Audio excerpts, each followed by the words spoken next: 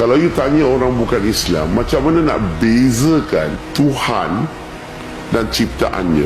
Berarti apa ciri-ciri Tuhan, apa ciri-ciri ciptaan? Kalau you tanya non-Muslim, percayalah non-Muslim ni majoriti semuanya tak mampu nak jawab. Tahu kenapa? Sebab agama mereka tak ajar kenal Tuhan.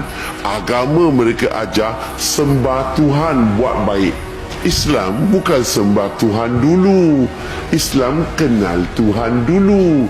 Boleh bezakan Tuhan dan ciptaannya dulu. Kalau kita boleh bezakanlah, barulah kita menolak ciptaan Tuhan. Kita nak abdikan diri kepada pencipta. Betul ke tak betul?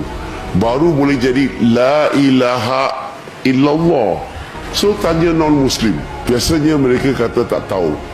So kita bantu dia, kita tanya fitrah dia. Sebab Tuhan Allah Subhanahu wa Ta'ala telah tanam dalam setiap diri manusia, dalam hati manusia, tak tahulah hati ke diri ke, tak kisahlah.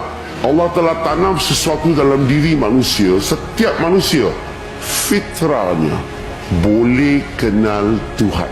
Takkanlah Tuhan cipta kita, Tuhan tidak program kita untuk boleh kenal dia. Takkanlah Tuhan cipta kita, dia tak program kita supaya kita boleh bezakan siapa Tuhan, siapa ciptaan. Dan kalau kita tanya fitrah manusia, fitrah tanya aja, dia boleh kenal Tuhan. Contoh-contoh, kalau tanya dia, Acong, you rasa-rasalah itu Tuhan kekal selama-lamanya ke tak kekal selama-lamanya? Apa jawapan kita biasa akan dapat? Dia akan kata Tuhan kekal selama-lamanya. Yang tak kekal tu ciptaan. Bagi contoh, manusia lah tak kekal.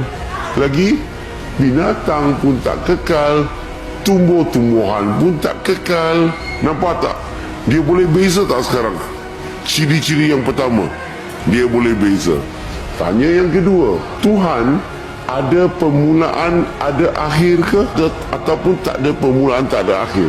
Kekal selama-lamanya maksudnya tiada permulaan, tiada akhir.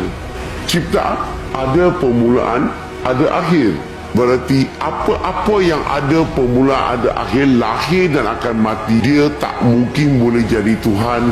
Dia ciptaan. Soalan ketiga, Tuhan ni terikat tak kepada masa, ruang dan jisim? Tuhan terikat tak kepada masa? Tuhan tak terikat kepada masa, tidak terikat kepada ruang, tidak terikat kepada jisim. Ciptaan terikat. Kita semua terikat kepada masa, ruang dan jisim. Betul ke tak betul? Sebab itulah kita semua ni bukan Tuhan. Apa-apa yang terikat kepada masa, ruang dan jisim, ciptaan. Tuhan bergantung tak kepada apa-apa? Tanya dia. Tuhan perlu tak matahari, udara, makan minum untuk hidup? Dia akan kata tak perlu. Ciptaan perlu. Last, Tuhan perlu rehat dan tidur? Dia kata tak. Ciptaan perlu. Okey, sekarang ni kita ulang balik. Kekal selama-lamanya Tuhan. Tiada permulaan, tiada akhir. Tidak terikat kepada masa, ruang dan jisim, tidak bergantung kepada apa-apa dan tidak rehat dan tidur. Ciptaannya sebaliknya. Kalau dia boleh jawab begini, sebenarnya fitrah dia sudah kenal Tuhan, ciri-ciri Tuhan. Dalam masyarakat kita ni ada macam-macam Tuhan orang sembah kan? Boleh tak you bagi saya satu nama, satu Tuhan yang orang sembah yang ada 5 ciri-ciri ini?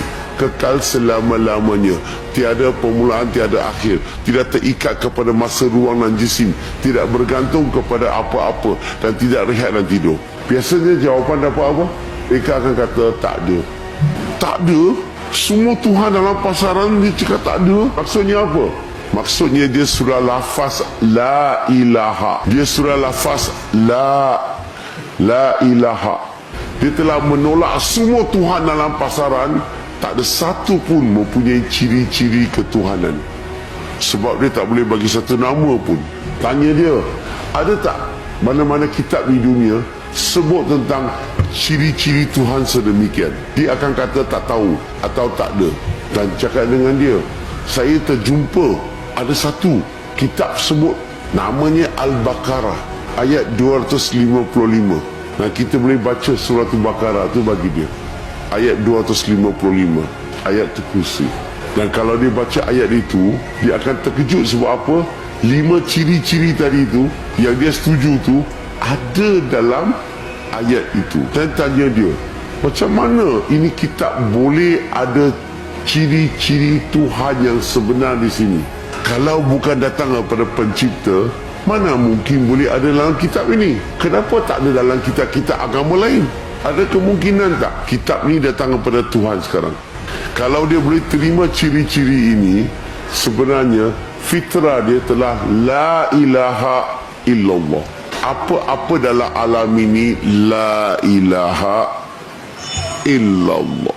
Kan yang mempunyai ciri-ciri ketuhanan saja. Nampak tak? Akidah kita jelas tak?